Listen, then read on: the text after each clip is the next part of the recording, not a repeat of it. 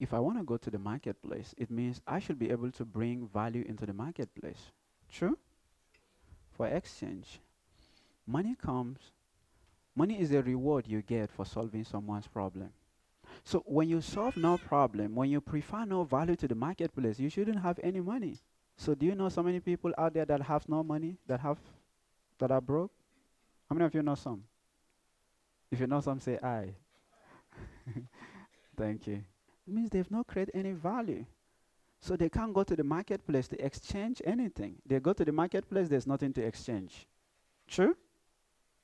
And so money cannot be created because money only is being created once value is created. So you want to make some money this year. You want to go back and review your values. It's okay you're already making some money. We want to applaud you for that. But is it bringing you the kind of money that you want? If no, it means you have to still go back based on the law of exchange says that you should go and increase in your value. If maybe, oftentimes in the marketplace people pay what you create is this is how we most of the time when we create something we feel this is the value of what I've been able to create. But when you take it to the marketplace, it's the market that determines the value of that which you create, right? And that value depends what it based on whatever product or service you create can do for the for the user. So if they feel it can do more for them, it means they are willing to pay you more. But if they feel whatever you do can pay them less, then there should be any reason why they should pay you more, right?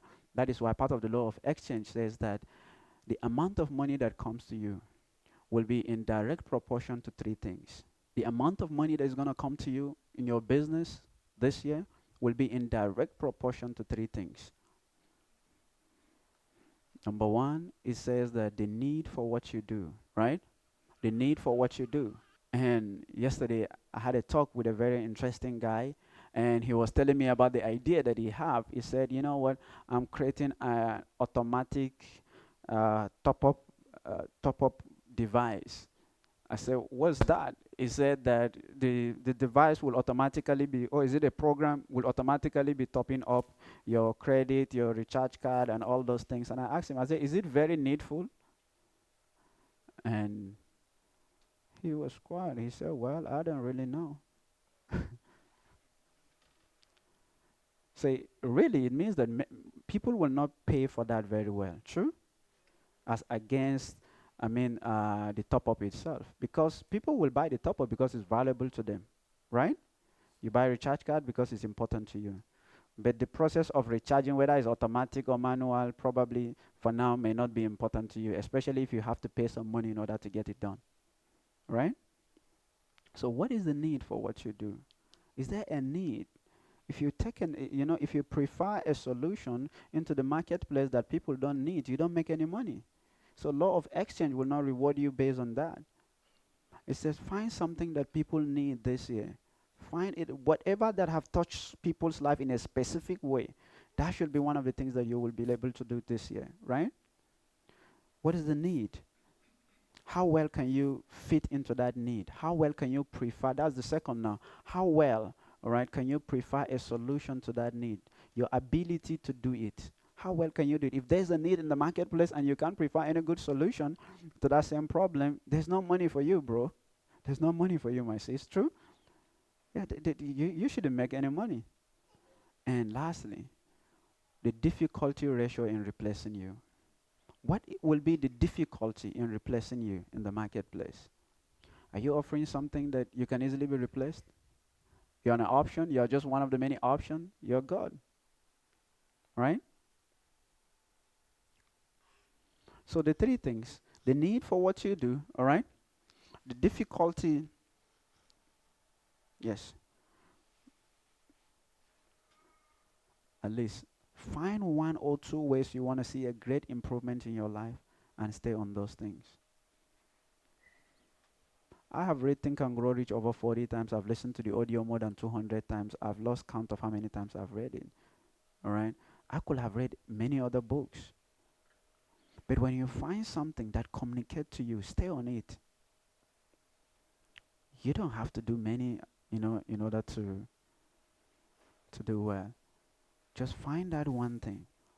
And he said, if you want to be an expert, for example, in blockchain, by the time I studied 6 books about blockchain, 6 best-selling, because statistically, an average author must have read at least 6 books on that particular book, right? On a particular topic before they write their book. So if you're reading 6 books, that's about 36 people's mind that you're putting all together. So somehow it automatically places you on the top 1% of the most knowledgeable people in your field in the entire world, right? So you want to be a world class this year? Increase your difficulty ratio. The reason why you aren't making so much money is because you're too common. Your skills are just too common, right? Whatever you're offering is not anywhere different. The next person can just offer almost the same thing as you. You're not special. You're not doing anything special or different. So why should someone pay you so much money? The law of exchange doesn't work like that, right? Doesn't work that way. In fact, there are 3 things I wrote about the law of exchange, about the law there, and I want you to write it down. All right. Number 1, it says money is a measure of the value that people place on goods and services.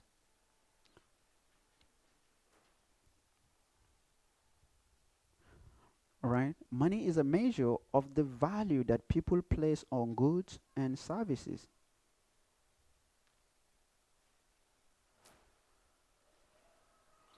What it means is that it is only what people can pay that determines the value of anything, right? The true value is determined by only what people are willing to pay, right? So if I create this thing and I tell you that this is 10,000, right? And nobody can pay 10,000 for it. People are willing to pay 500 naira for it. Ma? That means it's really, in my mind, is worth 10,000. But in the real world is 500, right? So point number 2 of the law of exchange says that the amount of money you earn is the measure of the value that others place on your contribution. And how much money you will earn this year will be in direct proportion to 2 things. Write it down. Will be in direct proportion to 2 things. Yeah. I say how much money you will earn will be in direct proportion to 2 things. Number 1, the quantity, and number 2, the quality of your contribution in comparison with others.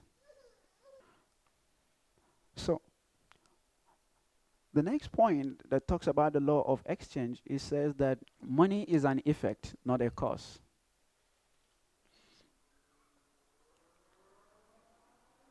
Now, the next point about the law, all right, I mean, they are just point of the laws of exchange. It says that to increase the amount of money you are getting out, if you want to increase the amount of money you're getting out, you must increase the value of the work that you are putting in. You must increase the value of the work that you are putting in. I want us to be honest to ourselves. Most of the time, I always do what I call the moment of truth. And that's what I encourage everybody this year to do. And that's why I keep talking about it every Sunday. The last Saturday that we had a meeting on the Sunday and this Sunday, all right? Um, I want you to really evaluate the life that you want relative to the value you're offering in the marketplace. Do you think going by the things you're doing, the value proposition that you offer into the marketplace, do you think you deserve to be paid far more than what you are being paid right now? In most cases, you know what I figured out? People are being paid more than the value they are even rendering. True? Yeah, I was talking with someone. I said, who are you when they take your job away from you? And he said, I'm nothing. And that's the truth. So one of the laws of money, all right, the third law, very important law, right, is called the law of savings. The law of saving. Seven. Savings, yes. It says financial freedom come to those who paid, financial freedom comes to those who save at least 10% of their earning. Financial freedom come to those who save at least 10% of that which they earn. Yeah, and one of the laws of money is called the law of accumulation, all right? It's not so much about how much money you make, but how much you accumulate in the process, all right? Do you notice that sometimes you see someone that earn far less than you yet seems to have far much more than you? True? Even in our normal traditional offices and regular businesses, you see someone that you are far ahead of them, yet somehow they have more asset more than you. True? It happens. So it's a discipline. It's not necessarily about the amount of money. Literally, everyone can be rich. Everyone can have enough money. But not everyone will. Because not everybody is going to live according to laws, to the law that brings money. Most of us are violating laws every single day. We are not living in harmony with the laws that will bring about the result and the life that we want. And we say the wages of sin is death. It's poverty. Thank you so much. All right? Yes. But the gift of life is what? Yes, is financial freedom. Yeah. So the next law is called the law of conservation. And that still brings us to what we are discussing about. You know, everybody's life, there are 4 cycles and seasons of economy, which probably we will not necessarily be talking about it today because it's out of what we are talking about, all right? There are boom period. Every human being in his life, once in a while, might probably have been through a situation or probably in the times where things are good for them. True? But here's the major challenge. Most of the time when people are in their boom season, they live a very, very, flamboyant and affluent life. And they forget that the next season after boom is what? Is recession. True? After the day Jim Rohn said comes the night. After the rainy season comes, dry season. Seasons always tend to follow each other. So when you are in the time when you are, in the seasons of abundance, you should also know, just like Joseph in the Bible and in the Quran, right? He foreseen the next few years that is going to come of scarcity, and he said, now that we are in our boom season, we should take advantage of our boom period so that we can conserve that which we will use during our recession. Most people don't do that. When things are good, they live a very good life. And they always expect that things will always be the way it is. It will not, except if it is not life. As long as you are alive, there are days that things will be up, there are days that things will be down. True? Yeah.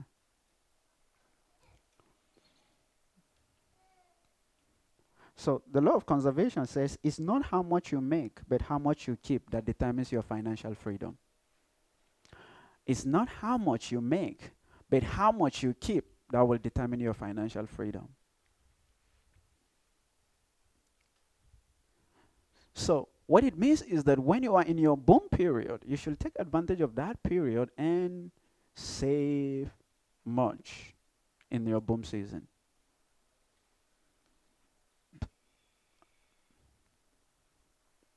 Because life is like, if you do science before, you know what they call, is this sinusoidal wave, right? Yes. Ups and downs like that, right? Yes. So if your income bracket is 2 million and you happen to find yourself, in your boom period where all of a sudden 10 million comes to you, that's not the best time to buy new cars, to change your houses, buy new things. It's a time to know that the next phase that will come after that boom is recession. So what am I going to do? I will conserve some for the period of time, the anticipated period of difficulty that will come. Except if you're not a human being. As long as you're a human being, you know that there will always be hard days and there will be good days. True? So take advantage of the good days. The next law that I want to tell you is called the law of magnetism. The law of magnetism. It's one of the laws of money. And Jesus explained this law best, more than anybody else that I've ever, read about. And he explained it in two contexts. One was in Matthew 25, and another one was in Matthew chapter 13, verse 12. You know what he said? For whosoever that have. Now remember, it says what? Whosoever. Now that's where I'm interested. It says whosoever. It doesn't matter. You're black, white, Christian, Muslim, Hindu, right? It says for whosoever that have. Go ahead, sir. It says, more will be given unto him, and he shall have more in abundance. But whosoever have not, even that which he have shall be taken away from him.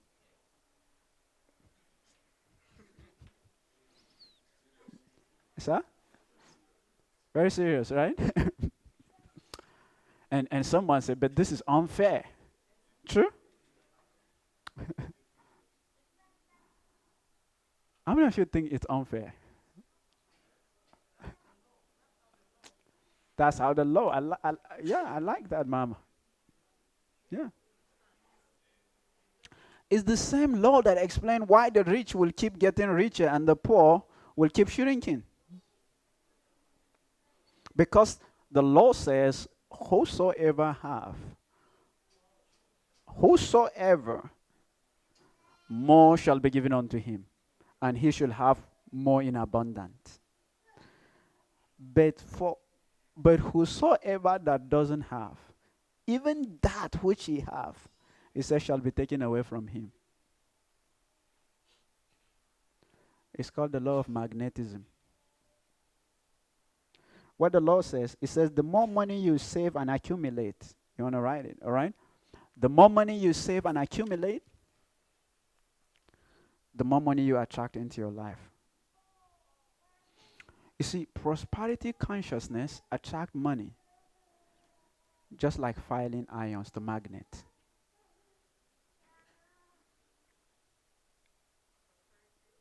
I say prosperity consciousness attract money, just like ion filings is attracted to magnet. It's a law. Law doesn't attempt to tell you how or why, right? It's theories that explain how and why something happens.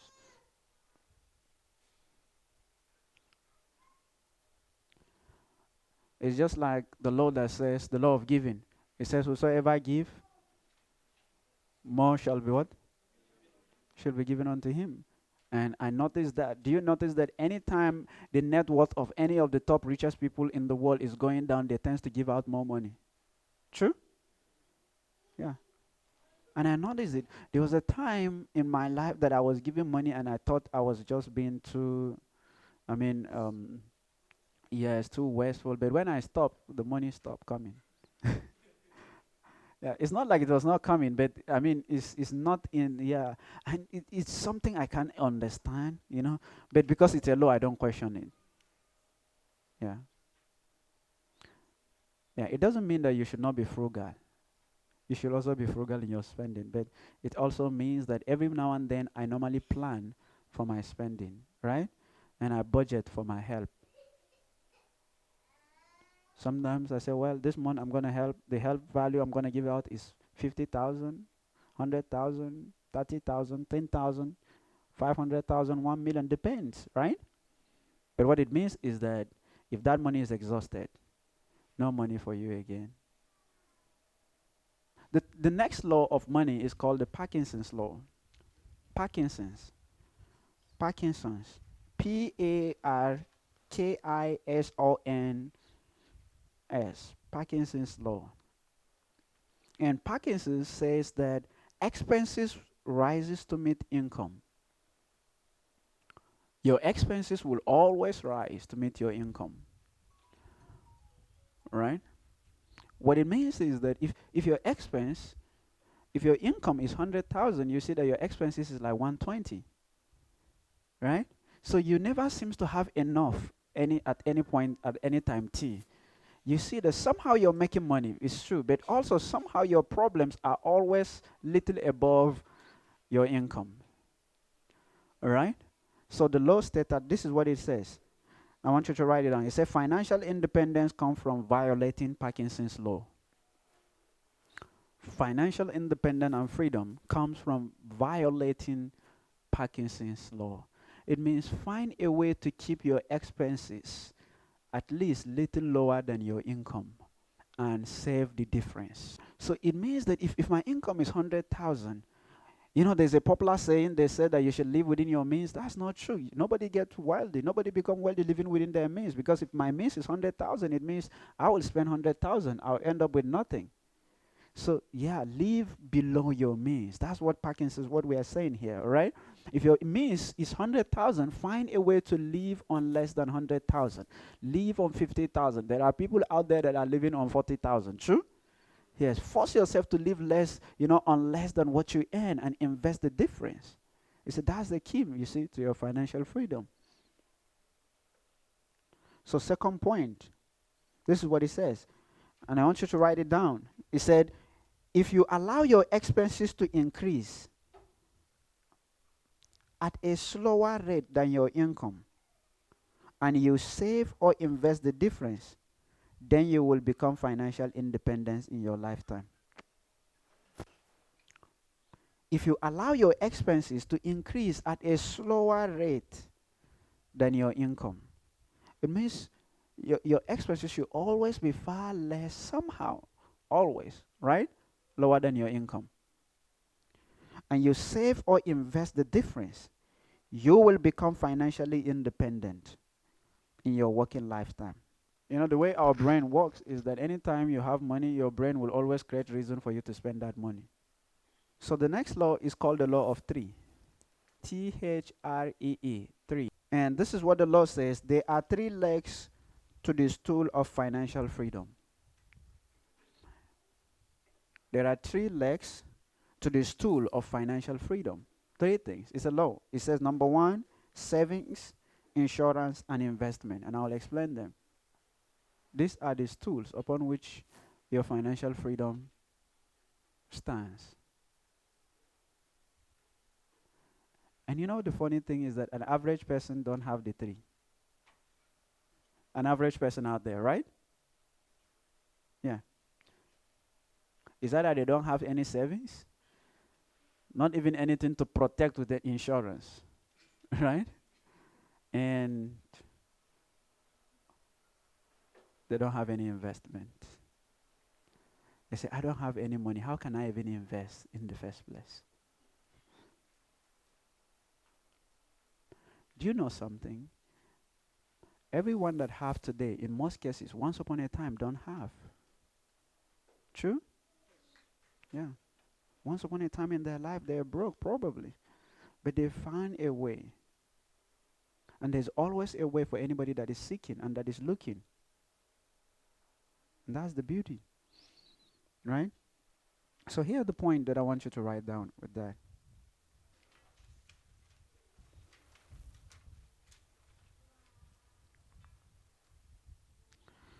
To be fully protected against the unexpected. To be fully protected against the unexpected, you require liquid savings at least equal to 2 or 6 months of normal expenses. Why do you need to do that is very important. Let me tell you why. Because some days, sometimes will come in your life and in your future when some uncertain things will happen and you will be shocked. I said, to be fully protected against the unexpected, you require liquid savings equal to 2 or 6 months of normal expenses. Calculate what is your normal expenses in a month and make sure you have a savings of that, what that normal expenses of at least 2 to 6 months minimum. Keep it somewhere, right?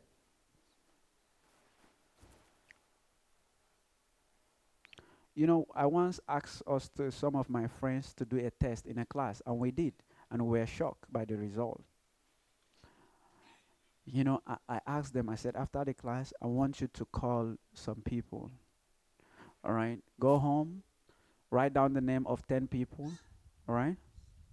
As a matter of fact, I want you to do the same thing. All right? Tonight, after the class, I want you to pretend that you had an emergency. Yes, ever?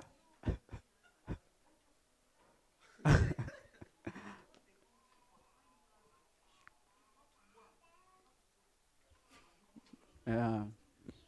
So this is what I want you to do. All right? Pretend at least you need a help. Did you get what I'm saying? Now, remember, you don't need it. It's possible and it's probable that you don't need it now, all right? But I want you to pretend as though you have an emergency and reach out for people, depending on your income stream. If your income stream is 100, call people and demand for 200,000. Call at least 10 people demanding that you need 200,000. If your income is 1 million, your income stream, all right, gives you about 1 million, call, of course, anybody that is earning 1 million can easily call someone to give him 100 and the persons will be glad, true, to give them. But at least ask twice or equal to the amount of income that comes to you. At least look for 10 people and call and get your statistic. Let me tell you, a day will come that you will really need to make that call and it will surprise you that maybe you may be disappointed. True? A day may come. You don't have to wait until the day comes. What do? Protect yourself against the unexpected. At least try your best. I have those monies. No matter how broke I am, I make sure that if anything happens, at least, even if it's 1, 2, 3 to 6 months, something must be. That's in terms of savings. The major problem now, most people don't even have insurance. You drive a car without insurance. How many of you drive a car worth more than 1 million here? I know. How many of you have full insurance for your cars? Not the VIO insurance of 5,000.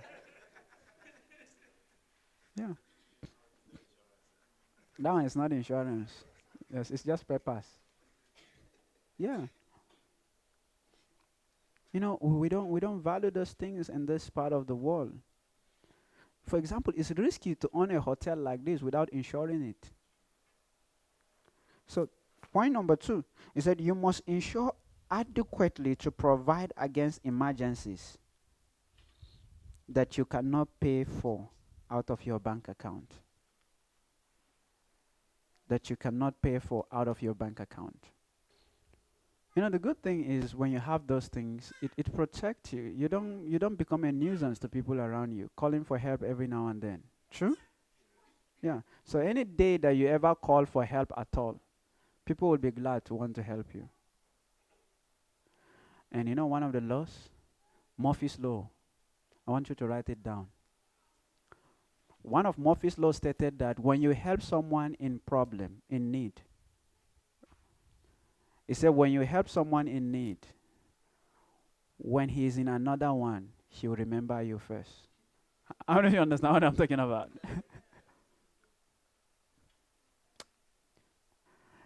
Yeah. There are people that don't call you, you don't have a problem. But the major mistake you make is to help them for the very first time. Once you help them, next time they'll call you again.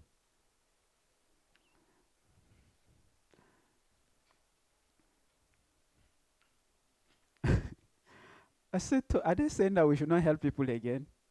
But in my personal experience, I discovered that that is very true. At least from my discipline, I was meant to understand that if someone help you, you should be grateful, right? And appreciate, and then it's okay. Look for a way to help the person back, probably someday in the future. But that's not how it works. Do you realize that that person that is in need, you help, you give small help to? Next 2 3 weeks, if the person is another problem, you call it, say, I actually don't know how to talk this thing, but I have to. You are my last hope. I render a help for someone, and in 2 months, the person asks me for help 4 times. I said, I have violated the law, so I have sinned.